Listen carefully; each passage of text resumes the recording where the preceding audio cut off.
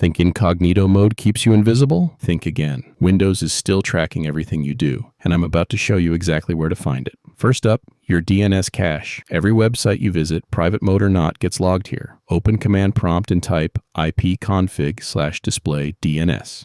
Look at that. Every single website, even from your private sessions. Netflix at 2 a.m.? It's here. That job search site? Yep, right there. It gets even worse. Check this out.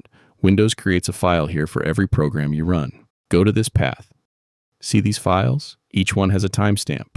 So even if you use private browsing, Windows knows when you opened your browser and how many times. But here's the craziest part. Open PowerShell as administrator and type this command.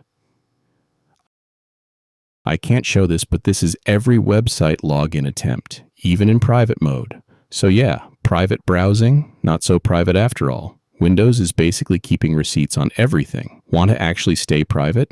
You'll need to clear DNS cache regularly, use a VPN, clear temp files, stay safe.